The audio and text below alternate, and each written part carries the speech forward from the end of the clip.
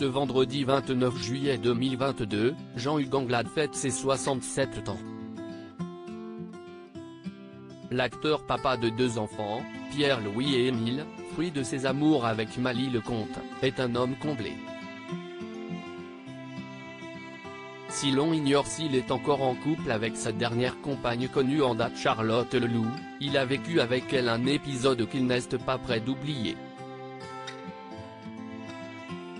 En août 2015, l'acteur de 37,2 degrés le matin était dans le Thalys, qui relie Amsterdam à Paris notamment, avec ses 2 fils et sa petite amie journaliste reportée pour Paris Match.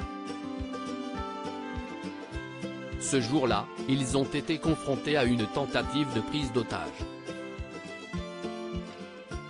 C'était le 21 août et il y a eu une tentative terroriste avortée par arme à feu qui s'est déroulée à bord du train Thalys NO 9364 reliant Amsterdam à Paris sur la ligne LGV Nord, alors que celui-ci se trouve aux alentours de la commune d'Oigny, pas de Calais. À bord, le comédien Jean-Hugues Anglade a eu très peur, accompagné de Charlotte Leloup, sa compagne, mais aussi ses 2 fils.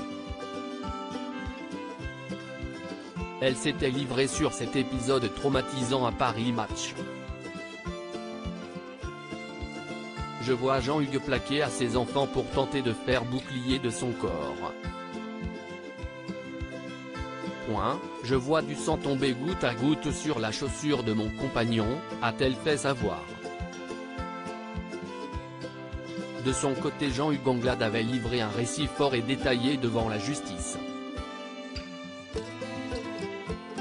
Cette décision radicale qui l'a beaucoup choqué, cet épisode dans le Thalys attaqué par Ayoub El Kazami, muni d'une Kalachnikov et de près de 300 munitions, l'a sans grande surprise marqué à jamais.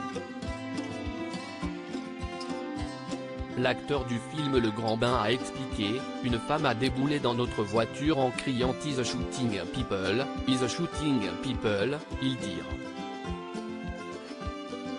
À cette annonce, un contrôleur et 2 hôtesses de restauration se sont alors rués dans le fourgon, un local qui se verrouille de l'intérieur. Et alors que des passagers ont tenté de suivre le mouvement, avec des enfants, cognant à la porte pour tenter de s'y réfugier.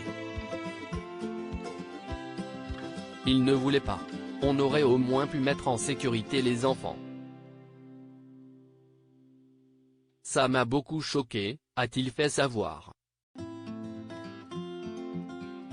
On est resté là, seul, abandonné, impuissant. D'où mon mécontentement.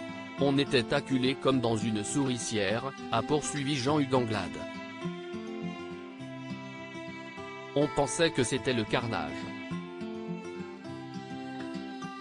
J'étais plus moi-même, j'étais comme un animal qui cherche à fuir son prédateur, a-t-il enfin admis, selon des propos rapportés par l'AFP. Lors de cette attaque, Jean-Hugues Anglade a été légèrement blessé à la main en brisant une vitre protégeant un bouton d'alarme. Il a après pu rencontrer à l'hôpital Spencer Stone, le soldat de l'armée de l'air américaine qui a évité un probable massacre dans le train et se jetant sur le tireur.